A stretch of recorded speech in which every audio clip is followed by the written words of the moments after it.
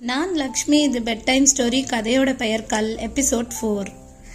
நேத்து கதையில டானு ரொம்ப ஆச்சரியத்தோட அந்த 4 கற்களையும் பார்த்துட்டு இருந்தான். இன்னைக்கு என்ன நடக்குதுன்னு பார்க்கலாம் வாங்க. டானுக்கு ரொம்ப ஆர்வம் தாங்கல. இந்த கற்கள் நம்ம கிட்ட ஏன் வந்தது, இது எப்படி இத்தனை கற்களா மாறுச்சு அப்படின்னு யோசிச்சுட்டு இருந்தான். அப்போதான் அவனுக்கு ஒரு விஷயம் புரிஞ்சுது. தண்ணீர் அந்த கற்கள் மேல படும்போதெல்லாம் அந்த கற்களோட எண்ணிக்கை கூடிக்கிட்டே போகுது அப்படின்றத அவன் அப்ப புரிஞ்சுக்கிட்டான்.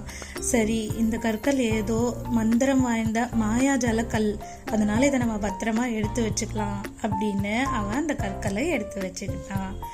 அப்போ வெளியில போயிருந்த அவனோட அம்மா கூட அவனோட அப்பாவும் வந்திருந்தாரு.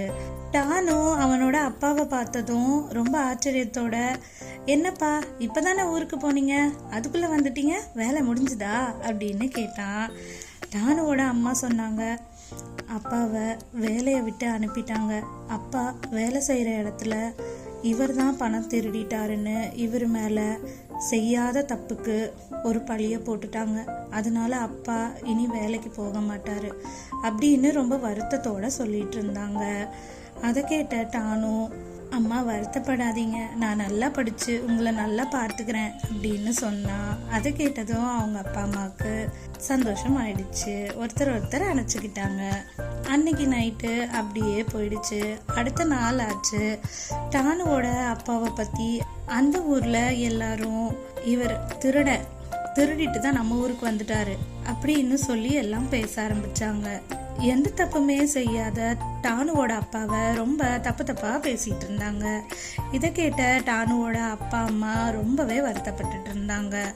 அப்புறம் அந்த ஊர்ல ஒரு நாள் ஒருத்தரோட வீட்டுல திருடு போச்சு. அடுத்த நாள் அதுக்கு காரணமும் டானுவோட அப்பா தான் அப்படின்னு வீண் பழிய சுமத்தினாங்க. அதுக்கு அந்த ஊர்ல இருக்க எல்லாரும், ஆமாமா இவர் ஊர்ல இருந்து வந்ததுக்கு அப்புறம் நம்ம ஊர்ல இருக்கிற பணமெல்லாம் காணா போகுது அப்படின்னு சொல்லி டானுவோட குடும்பத்தை அந்த ஊரை விட்டே வெளியில போக சொன்னாங்க எல்லாரும். இதுக்கப்புறம் என்ன நடந்ததுன்னு நாளைக்கு கதையில பார்க்கலாம். காத்திருந்து நாளைக்கும் கதையை கேளுங்க.